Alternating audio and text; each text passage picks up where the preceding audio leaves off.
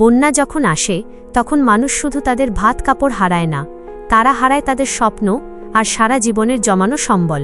চট্টগ্রাম আর সিলেটের বন্যার্ত মানুষগুলো আজ ২৫ দিন ধরে চিড়া মুড়ি খেয়ে বেঁচে আছে। কিন্তু পানি যখন শুকিয়ে যাবে তখন কি হবে? তখন কি তাদের কষ্ট কমে যাবে? না, তখন শুরু হবে আসল লড়াই। বন্যার পানি তো চলে যাবে, কিন্তু রেখে যাবে ভাঙা ঘর আর ধুলোয় মিশে যাওয়া ব্যবসা প্রতিষ্ঠানের স্তূপ। আমরা অনেকে ভাবি কন্টেন্ট ক্রিয়েটাররা বুঝি বিশাল বিত্তের মালিক, তাদের ৪-৫ তলা বাড়ি। আসলে তা নয়।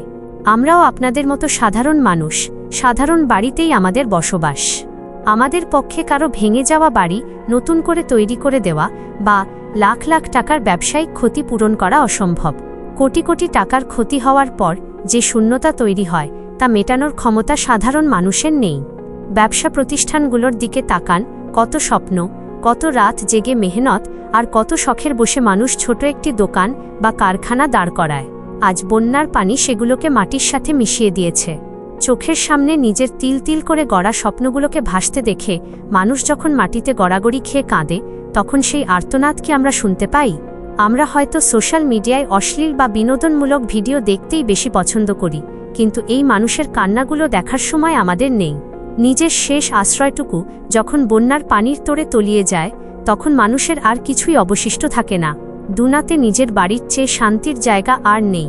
যখন সেই ঘরটাই আর মাথা গোঁজার ঠাঁই হয়ে থাকে না, তখন মানুষের মনে যে হাহাকার তৈরি হয় তা ভাষায় প্রকাশ করা যায় না।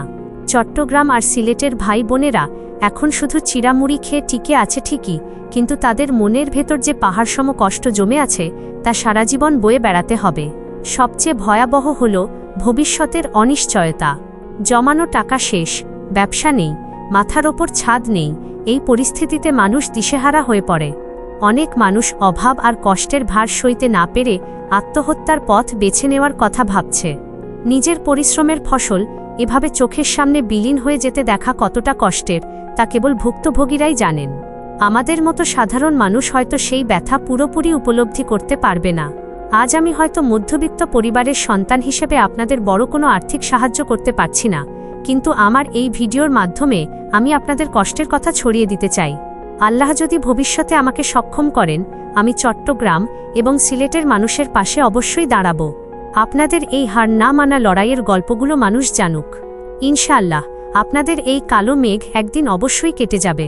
সৃষ্টিকর্তা আপনাদের ধৈর্য ধারণের শক্তি দিন। আমরা আপনাদের পাশে আছি, অন্তত মনের দিক থেকে। সবাই ভালো থাকবেন, মানুষ হিসেবে মানুষের পাশে দাঁড়াবেন। আল্লাহ হাফেজ।